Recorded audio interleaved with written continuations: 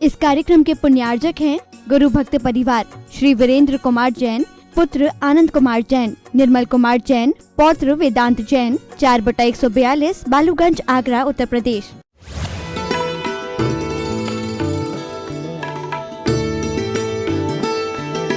जैन धर्मोऽस्तु मंगलम, सर्वमंगल मांगल्यम, सर्वकल्याणकारकम,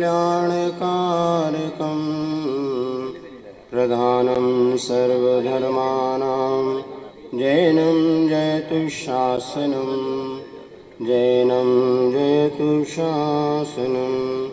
जय बोली अहिंसा परमो धर्म के शासन नायक भगवान महावीर स्वामी के, आचार्य भगवान श्री कुंद कुंद महाराज की, आचार्य गुरुवर श्री विद्यासागर जी महाराज की। आज की जय हो, समस्त मुनि संघ की जय। ओम। आज का यह पावन अवसर आचार्य महाराज के द्वारा रचित वह दोहा स्मरण में आ रहा है, जिसमें आचार्य महाराज ने लिखा है, संतों के आगमन से होता हर्ष अपार। संतों के आगमन से होता हर्ष अपार, और संतों का जब गमन हो लगता जग निस्सार।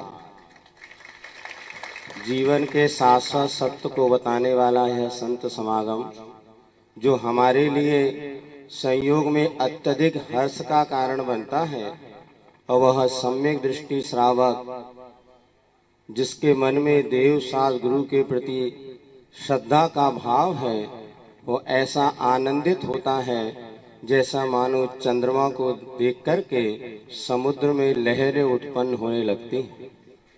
और जब संत आते हैं, और ये बात भी निश्चित है कि संत रमता योगी और बहता आते हैं और आकर के चले जाते हैं, तो जब जाते हैं तो उसके मन में वैराग्य उत्पन्न होता है। इस संसार की असारता का बोध होता है कि आज तक जिस संसार को हम सब कुछ मान रहे हैं, इस संसार में कोई सार नहीं है। आज यहाँ पर बड़ा ही कहना चाहिए एक सौभाग्य का विषय है कि आज पूज्य मुनिवर का यहाँ पर आगमन हुआ। बहुत दिनों से सब लोग बाट जोट रहे थे। इधर कोतमा वाले भी कह रहे थे, महाराज प्रमाण सागर महाराज जी को हमें लेकर के आना है। हमने कहा भैया महाराज जी को तो दशा अभी दूसरी है, फिर भी सबकी भावना फलवती हुई और इधर से महाराज जी का आना हुआ। अब आप लोग समझते हैं कि आप लोग तो गाड़ी वाहन वाले हैं, विद्याधर हैं, अपनी विद्या का प्रयोग करके फटाफट गुरु जी के पास पहुंच जाते हैं। हम लोगों की विद्या वैसी नहीं है और बहुत दुर्लभ होता है। आप पूज्य गुरुवर के आशीर्वाद से शाश्वत तीर्थ से सम्मित शिखर में पूज्य श्री के चरण सानिध्य में रह करके वर्षा योग करने का एक कहना चाहिए अद्भुत अवसर प्राप्त हुआ था। और उसके बाद आचार्य श्री के आशीर्वाद से हम लोगों का इधर विहार हुआ, और पुनः योगा योग ऐसा बना कि आज 4 माह के पूर्व ही अष्टानिका के बाद वहां से निकले थे, और यहाँ पर महाराज श्री की कहना चाहिए पाद वृक्षालय या दर्शन करने का सौभाग्य मिला। यहाँ पर वैसे तो हम लोगों को आगे निकलना है, महाराज जी का भी कहना था कि आप अपना जो आगे का काम है वो करो, लेकिन ये सब लोगों का चेहरा देख करके लग रहा था अगर हम निकल गए तो इन लोगों को बड़ा विकल्प हो जाएगा। क्योंकि कल यहाँ पर पाठशाला का कार्यक्रम बहुत ही उत्साह के साथ सभी लोगों ने आनंद से उसको, जितनी उम्मीद नहीं थी उतनी उम्मीद के साथ कलश स्थापन आदि का कार्यक्रम हुआ। फिर हमने महाराज से कहा, महाराज अब आप ऐसा आशीर्वाद दे दो कि इनका भी मन बना रहे और हमारा भी काम। महाराज जी की कला तो है, सारा का सारा काम अच्छे से व्यवस्थित कर लेते हैं। और आप सब अब महाराज जी के मुख से अपन उपदेश और संदेश सुनेंगे। हमारा तो यही भाव है कि निरंतर आज गुरु महाराज ने जिस तरह से हम सब लोगों के लिए मार्ग प्रशस्त किया है, ऐसे सभी बड़े महाराजों की छत्र छाया में रह करके हम लोग अपना आगे धर्म ध्यान कर सकें, ऐसे आप सबकी कृपा बनी रहे इसी मंगल भावना के साथ। और छुल्लक जी महाराज तो हमारे हैं, वो भी अभी कहना चाहिए पूरे बिहार में हमेशा कम महाराज जी हमें मिलेंगे, महाराज जी मिलेंगे। और आज यह परम ही सौभाग्य का विषय कि सभी छुल्लक जी बुज महाराज जी के साथ यहाँ पर एक साथ आए और हम सब ने उनका अभिनंदन और स्वागत किया। निश्चित ये सब श्रावकों के लिए अतिशय पुण्य का संचय है। ऐसा ही निरंतर आप देव साथ गुरु भक्ति से जुड़े रहे इसी मंगल भावना के साथ पूज्य मुनि श्री के निवेदन करते हैं। नमोस्तु महाराज। भगवान महावीर स्वामी की, अहिंसा परमो धर्म की, परम पूज आचार्य गुरुवर श्री विद्यासागर जी महाराज जी की, समस्त मुनि संघ की। हमने सुना है कि जब सावन में बादल उमड़ते घुमड़ते हैं तो मयूरों का मन नाच उठता है। बादल की काली घटाओं को देखते ही मयूर नाच उठता है। आज बुढ़ारे में भी ऐसा कुछ दिख रहा है। आप सबका मन मयूर नाच रहा। हमने सोचा भी नहीं था कि इस ओर जाना होगा। महाराजों ने जब बिहार किया तो कहा था कि महाराज कब योग बनेगा। हमने भी कहा भैया देखो क्या होता है, लेकिन अभी लगभग 3.5 महीने हुए हैं और योग बन गया। गाड़ी कहीं जा रही थी और कहीं आ गई। जीवन में अच्छे योग सबको प्राप्त नहीं होते। आज 4 बातें अत्यंत संक्षेप में आप सबसे करूंगा। धर्म के साधन के लिए 4 चीजों की आवश्यकता है। सबसे पहली बात है सामग्री। किसकी आवश्यकता है? धर्म के अनुकूल सामग्री का प्राप्त होना अत्यंत दुर्लभ है। हम देव शास्त्र और गुरु जो हमारे आस्था के आधार हैं, कितना सौभाग्योदय है आप सबको कि आज आपको ये तीनों सामग्री प्राप्त है कि नहीं? ये बहुत उत्तम काल है जिस काल में देव शास्त्र और गुरु तीनों बिहरमान हैं। ये सामग्री आप लोगों को सहजता से प्राप्त है। जो 7 समुंदर पार बसे हैं उनको ये प्रत्यक्ष उपलब्ध नहीं है, लेकिन फिर भी टेक्नोलॉजी का लाभ लेकर के वो उस सामग्री का प्रयोग करते हैं और जहाँ सामग्री होती है समय समय पर आकर अपनी बैटरी चार्ज कर लेते हैं। ये सामग्री है, हमें किसी रूप में सामग्री का सुलभ होना बहुत दुर्लभ उपलब्धि के रूप में देखना चाहिए। इस अर्थ में बुढ़ार के लोग बड़े भाग्यशाली हैं।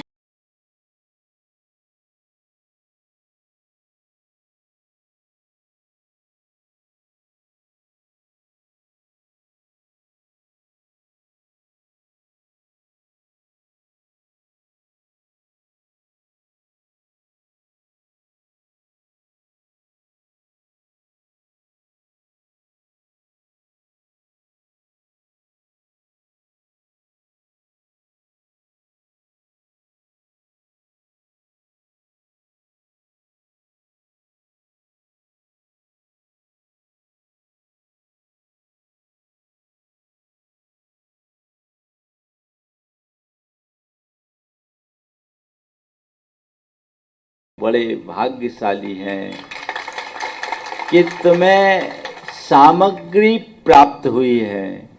और सामग्री ही प्राप्त नहीं, उत्तम सामग्री प्राप्त हुई है ना। पर सामग्री अकेले से काम नहीं चलेगा। सामग्री के बाद दूसरे क्रम में है सत्व। क्या है? सत्व, ताकत, शक्ति। जिनको मंदिर सुलभ नहीं है वो भगवान के दर्शन नहीं कर पाते। पर मंदिर बन जाने के बाद मंदिर पास में भी हो पर पांव में ताकत तो हो कि भगवान के पास जा सको। सत्व के अभाव में कितनी भी उत्तम सामग्री हो, हम उसका लाभ नहीं ले सकते। ले सकते क्या? सत्व ही नहीं। आज आप सब उल्लसित चित्त होकर के यहाँ आए, हो सकता है कोई ऐसे भी सदस्य होंगे जो आज बिस्तर पकड़े हों, बेचारे का मन तो यहाँ होगा लेकिन साक्षात न आने की पीड़ा भी और कसक भी उनके मन में होगी, है ना। तो कई बार ऐसा होता है, दुर्लभता से सामग्री प्राप्त होती है पर सत्य के अभाव में उसका लाभ नहीं ले पाते। इस अर्थ में आप सब बड़े भाग्यशाली हो, क्योंकि आपके पास सामग्री भी है और सत्य भी है कि नहीं है? और सत्य नहीं, परम सत्य है। आज आप सबका उल्लास पूरे बिहार में हमने देखा है, ये सत्य की ही अभिव्यक्ति है। तो सामग्री के बाद दूसरे क्रम में सत्य का होना बहुत जरूरी है। अब तीसरा क्रम है संयोग। क्या है? सामग्री हो, सत्य हो, पर संयोग अनुकूल ना हो तो क्या करोगे? संयोग पलट जाए। महाराज आ रहे हैं, हफ्ता भर से तुमने सोचा था महाराज आएंगे, चौका लगाएंगे, पड़गा करके आहार कराएंगे। अब पता लगा महाराज आए, पड़गाहन को निकल रहे थे और फोन आ गया, घर में शोर हो गई। अब बोलो अब क्या हो गया? संयोग बदल गए, सब तैयारी धरी रह जाती है। अब गौतम स्वामी की टोक पर पहुंचे और सब उल्लासित होकर के महाराज के साथ शिखर जी की वंदना करने का सौभाग्य मिल रहा। और थोड़ी देर बाद एक रोनी सी सूरत लेके आ गया। बोले क्या हो गया रे, इतना दुखी क्यों है? बोले महाराज क्या करे, बहुत तकलीफ हो गई। बोले क्या हो? बोले घर में फोन लगाया, खबर आ गई कि घर में शोर हो गए, अब क्या करें? पहाड़ चढ़ गया। बोले महाराज अब क्या करें? बोले बात क्या करी थी? बोले बात इसलिए की थी, फोन इसलिए लगाया था कि घर में खबर कर दे महाराज के साथ वंदना कर रहे हैं। बोले अब खबर हो गई। हमने कहा ये खबर नहीं की होती तो बच गए होते ना। अब महाराज अब क्या करें? हम बोले हम क्या करें? अब तो एक ही उपाय है, चलो चरण स्पर्श नहीं कर सकते, अर्घ अर्पण नहीं कर सकते। कहने का तात्पर्य ये कि सामग्री और सत्य की सुलभता के बाद भी यदि संयोग अनुकूल नहीं है तो हम आप सब इस अर्थ में भी भाग्यशाली हो कि नहीं?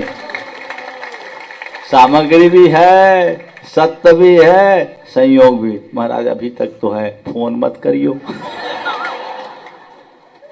फोन अटेंड मत करना। संयोग गलत पलट जाए। संयोग कई तरह के होते हैं, कई बार देखते देखते रंग में भंग हो जाता है। अनुकूल संयोगों की उपलब्धता अत्यंत दुर्लभ है। इसलिए जिन्हें उत्तम सामग्री मिलती है, जिनके पास सत्य है, जिनके संयोग अनुकूल है, उनको भाग्यशाली मानना चाहिए और उनका सही प्रयोग करने की कोशिश करनी चाहिए। पर इन तीन के साथ चौथी बात जो सबसे महत्वपूर्ण है, जिसके होने पर ही इन सब का मूल्य है और ना होने पर इन सब का कोई मूल्य नहीं। सामग्री हो, सत्य हो, संयोग भी अनुकूल हो, पर श्रद्धा ना हो तो क्या चाहिए? सबसे मूल्यवान क्या है? हृदय में श्रद्धा को बरकरार रखो।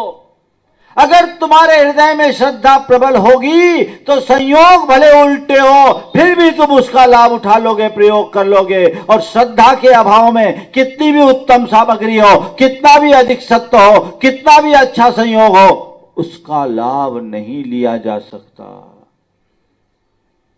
दुनिया में ऐसे बहुत सारे लोग हैं जिनके पास सब प्रकार की अनुकूल सामग्री और संसाधन है, जिनके पास पर्याप्त बल और सत्य है, जिनके लिए सारे संयोग अनुकूल हैं, पर बुद्धि उल्टी है, श्रद्धा ही नहीं है, और जिनके हृदय में ऐसी श्रद्धा नहीं है, उनका उद्धार कैसे होगा? तो इस अर्थ में बुढ़ार के लोग तो मुझे अलग दिख रहे हैं।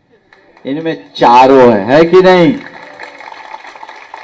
जितने यहां हैं उनमें तो है ना? हाँ है ना? और जो नहीं आ पाए, हो सकता बहुत से इंगेज होंगे उनमें भी है, लेकिन जिनके कर्म फूटे होंगे उनके हृदय में श्रद्धा कभी नहीं आएगी। हर किसी के हृदय में श्रद्धा नहीं आती। धर्म का क्षेत्र बहुत दुर्लभ है। तुम इसे इतना आसान मत समझना कि थोड़ा सा प्रयास कर गए तो सब पा गए। बहुत मुश्किल है। दुनियावी सामग्री को जुटाना बहुत सरल है, लेकिन हृदय में धर्म श्रद्धा को प्रकट करके उसे विकसित करना महादुर्लभ है। तो जिसके हृदय में श्रद्धा है, सच्चे अर्थों में धरती में सबसे बड़ा भाग्यशाली वही है। श्रद्धा की निधि ही जीवन की सबसे बड़ी संपत्ति है। इस बात को हृदय में स्थापित कर लो। श्रद्धा अनुकूल हो तो सामग्री के अभाव में भी कल्याण कर लोगे। सत्य ना हो तो भी चल जाएगा, सहयोग अनुकूल नहीं हो तो भी चल जाएगा, श्रद्धा होनी चाहिए। एकलव्य के हृदय में श्रद्धा थी कि नहीं? क्या थी? श्रद्धा। उसके पास कोई सामग्री नहीं। एक जंगल का भील कहां किसी योग्य गुरु का सानिध्य पाए, कैसे सरसंधान सीखे? कोई सामग्री नहीं। उसके लिए ऐसे कोई अनुकूल संयोग भी नहीं कि कोई उसको ट्यूशन दे दे, कोच कर दे, कुछ भी नहीं। पर मन में श्रद्धा थी,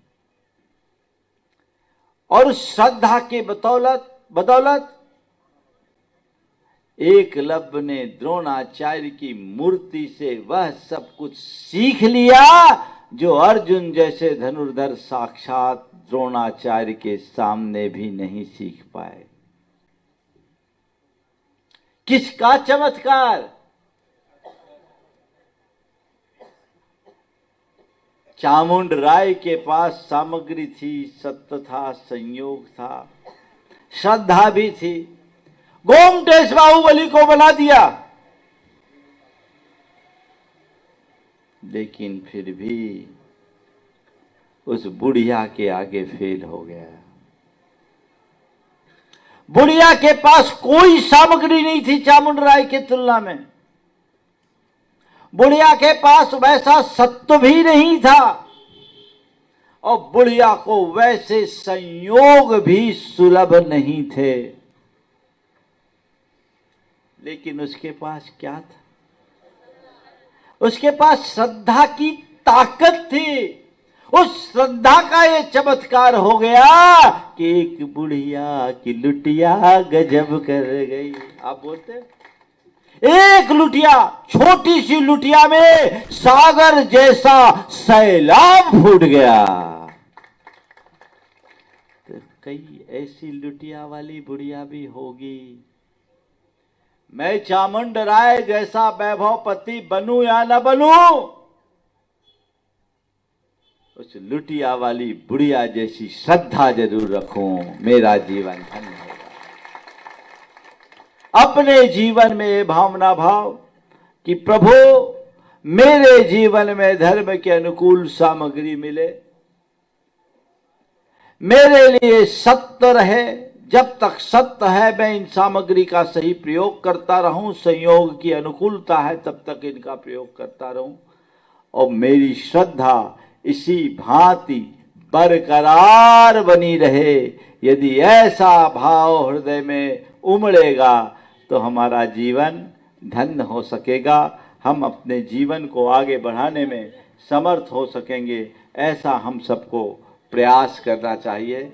आज हम लोग आए, महाराज जी लोग आपके यहाँ काफ़ी दिन से विराजमान है, ये आपका सौभाग्य है। आगे सब लोग रोकना चाहते हैं, जहाँ जाओ महाराज रुको रुको रुको रुको। आप लोग होशियार है, चांद देखते ही ईद मनाने की तैयारी कर लो। हाँ भाई रुको रुको, अगर गाड़ियाँ ऐसी रुकती रहती तो यहाँ तक कैसे पहुँचती। और आप सबको पता है ये स्पेशल ट्रेन है,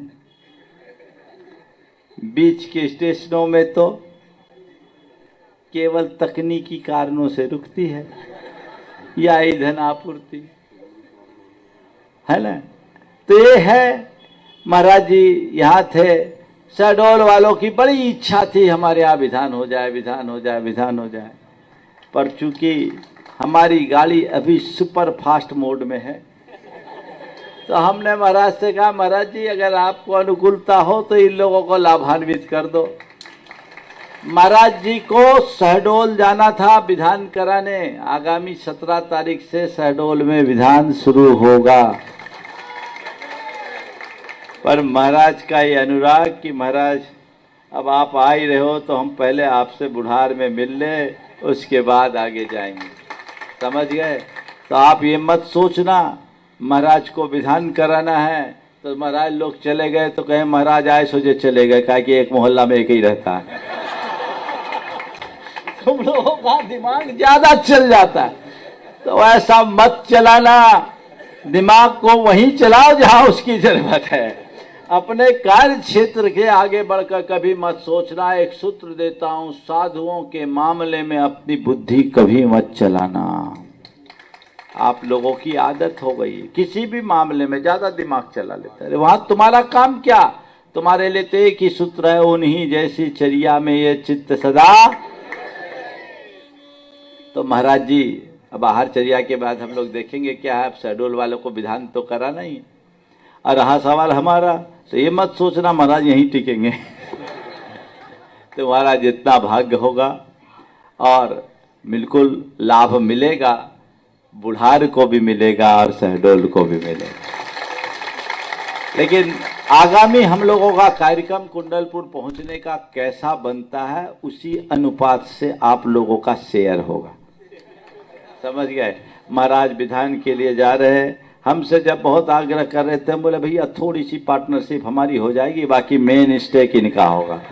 महाराज लोग होंगे, बीच में पहुंचेंगे और ये दोनों काम होंगे। आप लोग इसी तरह उल्लास के साथ कार्य करें। अभी परम पूज्य गुरुदेव के संदर्भ में कहा जा रहा था, वो नहीं है, बिल्कुल सही बात है। भौतिक रूप से उनका सानिध्य नहीं है, लेकिन उनका इतना आशीर्वाद और उन्हें हम लोगों को इतना दिया है, इतना भर दिया है कि लगता नहीं है कि वो नहीं है। हमें तो ऐसा लगता है हर सांस में वो हमारे साथ है। और अब सबकी जिम्मेदारी, मुनि संघ और श्रावक समाज, सबकी एक ही जिम्मेदारी है, गुरुदेव के विजन और गुरुदेव के मिशन को पूरा करना। और हम लोग इसी भाव से प्रेरित होकर सब काम अध बीच में छोड़कर निकले, उस कार्य को करना है। समाज को भी एक सूत्रीय लक्ष्य रखना चाहिए कि हम लोग गुरुदेव ने जो हम लोगों को दिया है, उनके ऋणों को हम तभी चुका पाएंगे जब उनके मिशन को और उनके विजन को पूरा करने में सहभागिता हम दे पाएंगे।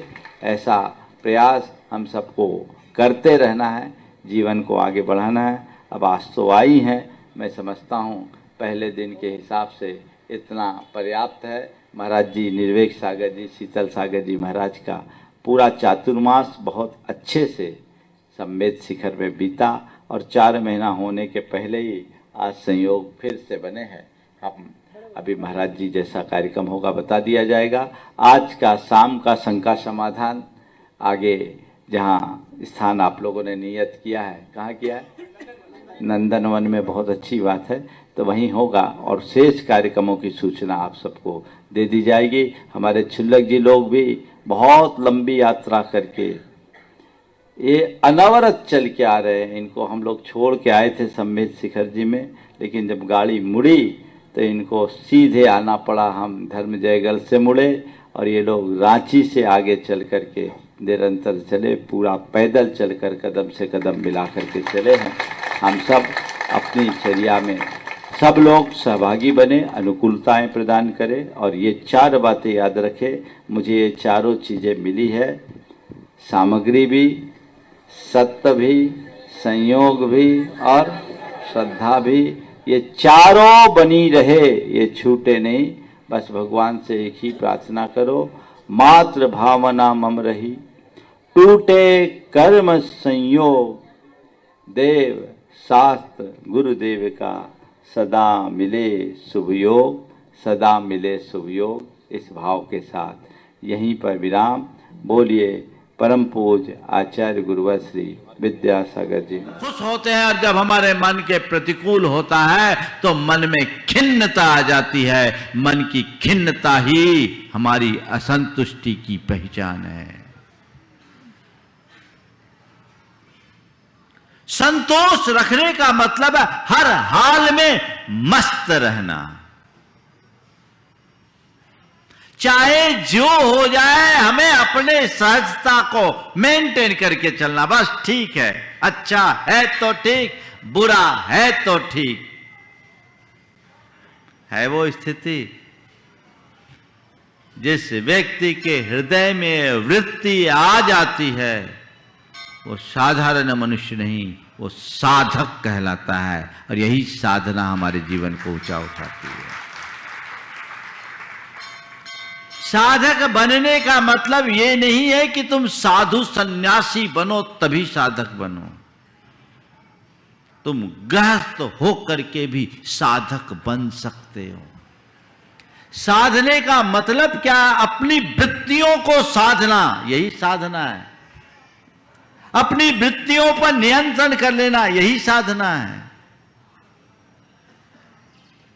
अपने मन को अपने बस में कर लेना, यही साधना है। परिस्थितियों के अनुरूप अपने आप को ढालने में समर्थ बन जाना, यही साधना है। क्या आप ये नहीं कर सकते? मुश्किल ये है कि खाना पीना छोड़ने की साधना करने में तो सब निपुण है। बड़ी बड़ी तपस्या की साधना करने की कुशलता तो सबके पास है, लेकिन अपने मन को साधने की क्षमता कोई विरला ही पाता है। संत कहते हैं जिसने अपने मन को साध लिया उसने सबको साध लिया। साधो, अपने मन को साधो। निर्जरा क्या है? मन के प्रतिकूल होने पर भी मन को खिन्न ना होने देना निर्जरा है। जब भी तुम्हारे मन के प्रतिकूल कुछ घटे और तुम यदि उसे उसी रूप में स्वीकार लो, उससे प्रभावित ना हो, अपने हृदय में राग द्वेष ना करो या संकल्प विकल्प उत्पन्न ना होने दो, तो समझ लेना ये निर्जरा है। हमारे मन के प्रतिकूल कोई भी चीजें कब घटती है? 2 कारणों से घटती है। या तो हमारे संयोग हमारे अनुकूल ना हो, विरुद्ध कर्म का उदय आ जाए, संयोग बिगड़ जाए, तो अथवा हमारी खुद की मनस्थिति वैसी ना हो। तो 2 कारणों से हमारा मन असंतुलित होता है। एक परिस्थितियों के बिगड़ने से और दूसरा खुद की मनस्थिति ठीक न रहने से, है ना। तो परिस्थितियों पर तो हमारा किसी का नियंत्रण नहीं है क्या? बोलो, कोई व्यक्ति कह सकता है कि मैं हर परिस्थिति को बदलने में सक्षम हूं? कोई भी व्यक्ति, मैं अपनी परिस्थितियों को बदल डालने में समर्थ हूं, कोई कह सकता है क्या? कोई नहीं, क्योंकि संयोग हमारे अधीन नहीं है। पर मेरे जीवन में जो भी संयोग घटे मैं उसे स्वीकार कर संतुष्ट और प्रसन्न रहने की कला तो अपने अंदर रख सकता हूं। तो आज अपने जीवन में संतुष्टि की अभिव्यक्ति के लिए आपको 4 सूत्र देता हूं, और वे 4 सूत्र ही आचार्य कुंद ने हमें बताए। उनका सार मैं आपको बता रहा हूं। पहले आज की गाथा लूं।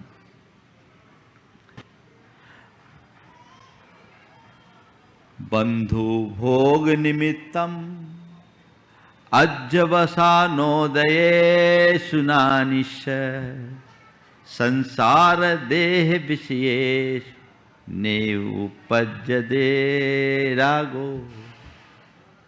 बंध और भोग के निमित्त से होने वाले जो अध्यवसान के उदय हैं, उनमें ज्ञानी के संसार, शरीर और विषयों के प्रति कोई राग नहीं होता। कुल सार ये है कि वो बाहर की परिस्थितियों से प्रभावित नहीं होता, निज में भावित रहता है। ये बहुत बड़ा सूत्र है। इसे थोड़ा व्यापक संदर्भ में समझने की कोशिश कीजिए कि मुझे क्या करना है। आपकी भाषा में मैं बोल रहा हूं, समझ गए। मैं बात तो आचार्य कुंद की ही करता हूं, उनकी ही कर रहा हूं, लेकिन आपके भीतर उतर कर, क्योंकि जिसका लीवर खराब हो उसको गाढ़ा दूध नहीं पिलाया जाता, उसे तो पानी मिला करके पिलाना पड़ता है ना। और पानी मिलाने का उद्देश्य दूध को पतला करने का नहीं है, पानी मिलाने का उद्देश्य सामने वाले को पुष्ट करने का है। समझ रहे ना। तो मैं पूरी जो व्याख्या आप सबके बीच कर रहा हूं, वो केवल आप सबके व्यवहारिक जीवन को केंद्र में रखकर कर रहा हूं। हम धर्म और अध्यात्म को अपने व्यवहारिक जीवन में जिस पल उतार लेंगे, हमारा जीवन उसी पल सुखी और संतुष्ट हो जाएगा। जीवन में एक अलग प्रकार की आनंद की लहर प्रकट होगी। संतुष्ट रहना चाहते हो तो सबसे पहली बात, आप आत्मश्रद्धानी बनो। आत्मा के स्वरूप को पूरी तरह से समझो। पक्का श्रद्धान जिस व्यक्ति के हृदय में होता है, उसके सामने पाने और खोने जैसी कोई बात ही नहीं रहती। असंतुष्टि क्या होती, क्या है? जो हमने चाहा वो नहीं हुआ, और जो हुआ उसे हमने नहीं चाहा। अनचाहा हो जाना, चाहा ना होना, ये असंतुष्टि का एक कारण है। हमारे पास जो था उसमें से खो जाना, ये हमारे लिए असंतुष्टि है। और जो हम नहीं चाहते वो हमारे साथ जुड़ जाना, ये हमारी असंतुष्टि के कारण है। अगर आपने सच्चे अर्थों में आत्मा के स्वरूप को पहचान लिया, आपका श्रद्धान अगर उसमें जग गया, तो मेरे पास तो कुछ पाने और खोने जैसा है ही नहीं। मैं तो जो हूं सो हूं। अनंत काल बीत गए, आज तक मेरी आत्मा ने न तो कुछ बाहर का कुछ पाया है, न अपना कुछ खोया है। एक परमाणु भी इधर से उधर नहीं हो सकता, और आत्मा के एक प्रदेश भी इधर से उधर नहीं हो सकते। ये समझ अपने भीतर जब विकसित हो जाएगी, तो फिर और चीजों के प्रति ध्यान ही कहां जाएगा। आत्मा के स्वरूप का श्रद्धान जो जीवन के यथार्थ का बोध कराता है, वो श्रद्धानी बनिए। बस मैं आत्मा हूं, और मेरा क्या है? क्या है बोलो। आप अपने मन से पूछो मेरा क्या है, उत्तर क्या आएगा? बैंक बैलेंस आएगा, प्रॉपर्टी और एसेट्स आएंगे, लायबिलिटी भी आ जाएगी, है ना। वैसे तो तुम लोग अपनी बैलेंस शीट बनाते हो। नहीं, बस मैं आत्मा हूं, और मेरा बस मेरी आत्मा है, इसके अलावा और कुछ नहीं, जिससे कुछ खो भी नहीं सकता और जिसमें कुछ जुड़ भी नहीं सकता, वह मैं हूं, वही मेरी आत्मा है। वह मैं हूं, वही मेरी आत्मा है। ये दृष्टि अपने अंदर विकसित कर लीजिए। कोई विचलित होगा? एक सज्जन है मेरे संपर्क में, उनके जीवन में एक बड़ा हादसा हुआ। हादसा में उनके 2 बेटे एक्सीडेंट में एक साथ मर गए, एक 18 साल का, दूसरा 21 साल का। देखिए, एक तत्वज्ञानी के हृदय में क्या परिणाम होता है। 18 साल और 21 साल का युवा बेटा जिसका खो जाए, साधारण परिस्थिति में क्या होगा? रो रो के बुरा हाल होगा। और वो व्यक्ति बिल्कुल तटस्थ बना रहा। उसने कहा, मैं मानता हूं मेरा और मेरे बेटों का संयोग इतने ही दिन का था, और बेटे बेटे थे, व्यवहार में मेरे बेटे थे, मेरा है कौन? मेरा तो बस मैं हूं, ये शरीर भी मेरा नहीं है। ये श्रद्धान जब तुम्हारे हृदय में बैठ जाएगा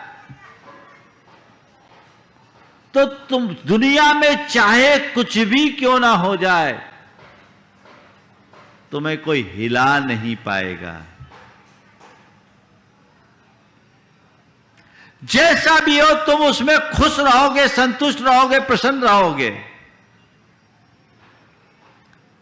कि बस मैं तो आत्मा हूं, मेरे साथ जो भी जुड़े हैं, एगो में शासदो आधा अणान दंशन लक्षणों शेषा में बाहिरा भावा सब्वे संजोग लक्षणा।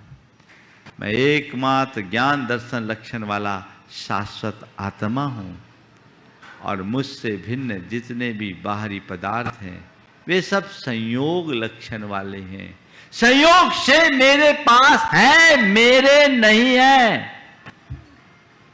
और संयोग संयोग है, बाहर से आया है, बाहर जाएगा। ये बात अपनी अंतश्चेतना में गहरे तौर पर बिठा लीजिए। मन में असंतोष कभी नहीं आएगा। ठीक है, जो भी स्थिति होगी आप उसमें खुश रहोगे।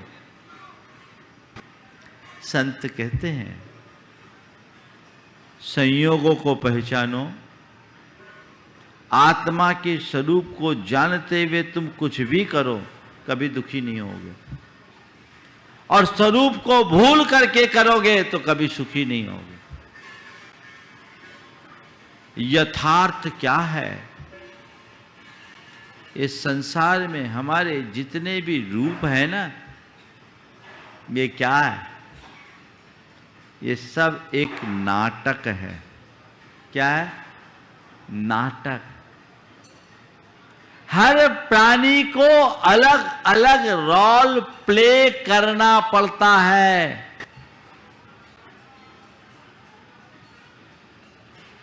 हम आप सबको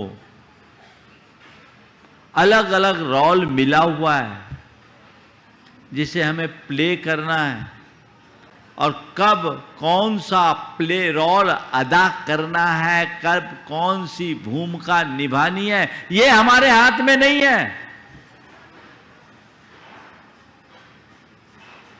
रोल का निर्धारण कौन करता है? डायरेक्टर। कौन करता है? कौन करता है? समझ गए? तो बस मैं तो आत्मा हूं, मुझे रोल दिया गया है। किसके द्वारा? कर्म सिद्धांत पर विश्वास करो। कौन है हमारा डायरेक्टर? कौन है? कर्म। कर्म है। कर्मों ने हमें समय समय पर अलग अलग भूमिका दी। कर्म जैसी भूमिका देता है हमें वैसा जीवन जीना पड़ता है, और हमें जीना है। अगर आपने ये समझ लिया तो कभी आप सुखी दुखी नहीं होगे, हर स्थिति में तटस्थ बने रहोगे। आप सिनेमा देखते हो, कई बार आपने ऐसा देखा होगा कि जो नायक है वो एक भिखारी बन गया होता है, और वो भिखारी का ऐसा अभिनय करता है, ऐसा रोल प्ले करता है कि देखने वालों के आंखों में आंसू हो जाए, वो सामने वाले द्रवीभूत हो जाए, होता है। वो आदमी भिखारी बन जाता है। पर क्या कभी अपने आप को भिखारी मानता है? क्या मानता है? क्या मानता है? हाँ, वो तो हीरो है। क्या है? हीरो। बस मैं भी कहता हूं यू आर हीरो। भिखारी मानना बंद करो। अपने आप को भिखारी क्यों मान रखे हो? ये रोल है, ऊपर का रोल है। ठीक है, मुझे भिखारी का रोल अदा करने के लिए दिया गया है तो मैं उसे निभाऊंगा, और अच्छे से निभाऊंगा, खुश होकर के निभाऊंगा, खिन्न होकर के नहीं। ये क्षमता अपने भीतर विकसित कीजिए, आत्मा के श्रद्धानी बनिए और कर्म सिद्धांत पर विश्वास कीजिए। जो मिला है मुझे वो करना है, पर करते हुए बहना नहीं, अपने स्वरूप को याद रखना है। क्या करना है? स्वरूप को याद रखना है। मेरा स्वरूप क्या है समझ में रहना चाहिए, तब कहीं जाकर जीवन की दिशा बदलेगी और जीने का आनंद आएगा। और एक बात और बोलूं, बाहर की दुनिया में मुझे कौन सा रोल लेना है और कौन सी भूमिका छोड़नी है, इस पर मेरा अपना निर्णय हो सकता है। पहले लोग स्क्रिप्ट देखते हैं, फिर देखते हैं कि नहीं ये रोल मेरे लायक है कि नहीं, तब जाकर कोई एक्टर उस फिल्म को साइन करता है। लेकिन भीतर के साथ ऐसा नहीं है, एक तरफा एग्रीमेंट है।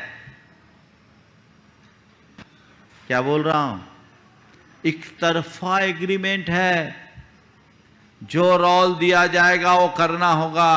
अगर रोल ठीक करोगे, ठीक ढंग से रोल करोगे तो दूसरा अच्छा रोल मिलेगा, और जब तक रोल खराब करोगे खराब ही खराब रोल मिलता रहेगा। समझ में आ रही है बात? तो क्या करना है? मुझे जो भी रोल मिला है उसे अच्छे से अदा करना है ना? ऐसे आप लोग कलाकार तो बहुत हो, इसमें भी अपनी कलाकारी दिखा देते हो।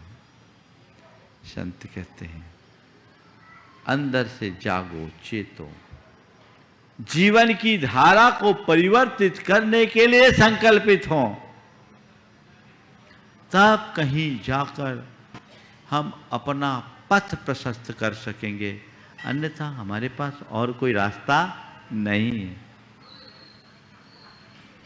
तो कर्म के सिद्धांत पर विश्वास रखने वाला व्यक्ति कभी असंतुष्ट नहीं रहता।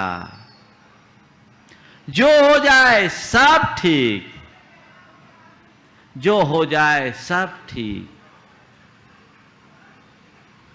मेवाड़ में एक घटना घटी।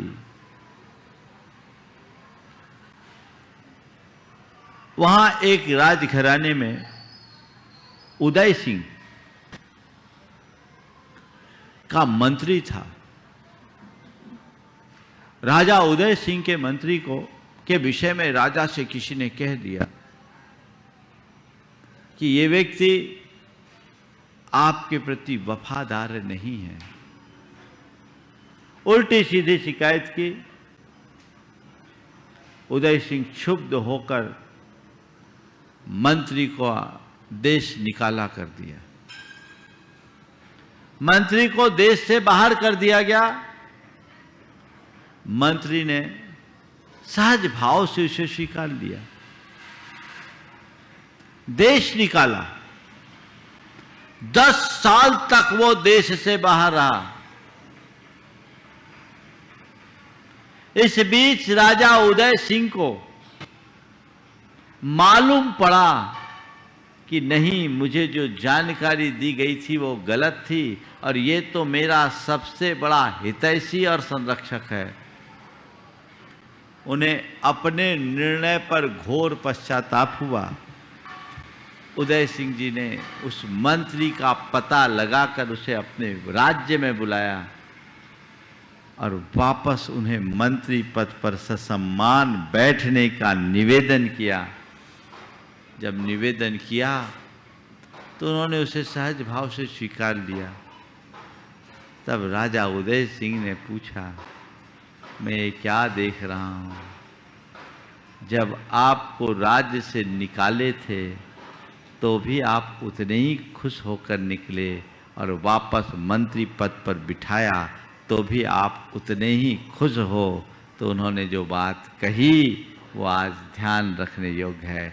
उन्होंने कहा, मैं तो ये जानता हूं कि मंत्री का पद भी मेरा पद नहीं है और मेरा देश निकाला गया तो वो भी मेरा नहीं है। मेरा तो केवल मैं हूं और व्यवहार में अगर मेरा कुछ था तो वो मेरा कर्तव्य था, जो मैं मंत्री की हैसियत से भी कर्तव्य को पाला और राजा की आज्ञा मानना हर प्रजा का कर्तव्य है। इसलिए देश निकाला को स्वीकार करके भी मैंने कर्तव्य को पाला। मेरा काम केवल कर्तव्य निभाने का है। जिस मनुष्य के हृदय में ऐसी परिणति आ जाती है उसे कभी कोई दुखी कर सकेगा? बोलो। मैं आपको बताऊं आप लोगों की दशा क्या है। आपके जीवन में जो सुख है उस सुख में तो फिर भी कोई दूसरा निमित्त तो हो सकता होता है। तुम्हारे जीवन में जो सुख है उस सुख में तो फिर भी कोई दूसरा निमित्त हो सकता है, होता है। पर जो तुम्हारा दुख है ना उसमें दूसरा नहीं, जिम्मेदार तुम खुद हो। मनुष्य खुद के कारण दुखों को आमंत्रित करता है। जो व्यक्ति परिस्थितियों के अनुरूप अपने आप को ढालने में समर्थ होता है वो कभी दुखी नहीं होता, और जो परिस्थितियों से सामंजस्य नहीं बना पाता वो कभी सुखी नहीं होता। समझ गए? तो क्या करना है? आत्मा के प्रति श्रद्धानी बनना है, कर्म सिद्धांत के प्रति विश्वासी बनिए, और जो है ठीक है। सत हरिश्चंद्र ने डोम का पद पाया, वो भी स्वीकार लिया, राजा से डोम, सहज भाव से, और अपने कर्तव्य के पालन के लिए अपने पुत्र के अंतिम संस्कार के लिए भी उसने पैसे ले लिए। कहानी आप सबको पता है, पर बंधुओं ये कहानी हमारे जीवन की कहानी होनी चाहिए। भले आज ऐसी विषम परिस्थिति नहीं है कि तुम्हारी इस स्तर की परीक्षा हो, लेकिन छोटी छोटी बातों से प्रभावित होकर के जो अपने चित्त को डगमगाते हो उससे तो बचा जा सकता है। दृष्टिकोण वैसा होना चाहिए, भावना वैसी होनी चाहिए जिससे अपने जीवन का पथ प्रशस्त किया जा सके। अपने अंदर को मोड़िए, धीरे धीरे मोड़िए। सहज बने रहें।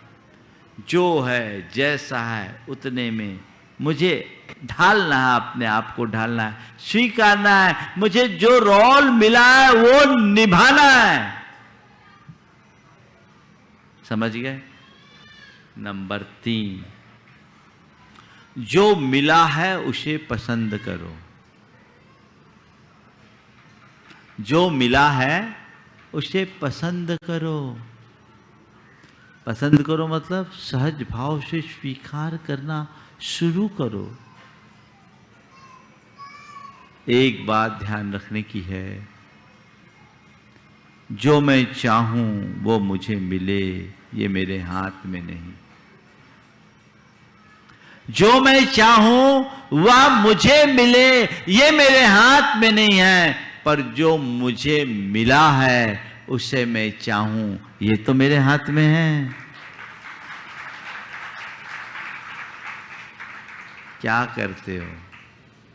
ज्यादातर लोगों की कहानी यही है, जो मिला है वो पसंद नहीं और जो पसंद है वो मिला नहीं। गुरुदेव बहुत अच्छे शब्दों में कहते हैं, जो पाता है सो भाता नहीं और जो भाता है सो पाता नहीं। जो पाता है सो भाता नहीं, जो भाता है सो पाता नहीं, इसीलिए सुख साता नहीं। ये गुरुदेव के शब्द है। ये इसमें जीवन का एक बहुत बड़ा यथार्थ निहित है। अपने जीवन को संतुष्ट बनाए रखना चाहते हो, राग भाव से मुक्त रखना चाहते हो, तो बस जो है सहज रूप से स्वीकार कर लो। बस यही है मेरे काम का। जितना उपयोग करने लायक हो उपयोग कर लो, जितना उपभोग करने लायक हो उपभोग कर लो, उससे चिपको मत। वो आनंद है। लेकिन सब भागते हैं, दूर भागते हैं, पास की चीज दिखती नहीं है ना। संत कहते हैं, यदि तुम्हें उससे सुख नहीं मिला जो तुम्हारे पास है, तो वो तुम्हें कैसे सुख दे सकेगा जिसे तुम चाहते हो? मिलेगा क्या? अपने मन से पूछो, तुम्हारे पास जो चीजें हैं उसकी खुशी अधिक है या जो नहीं है उसके पीछे परेशान?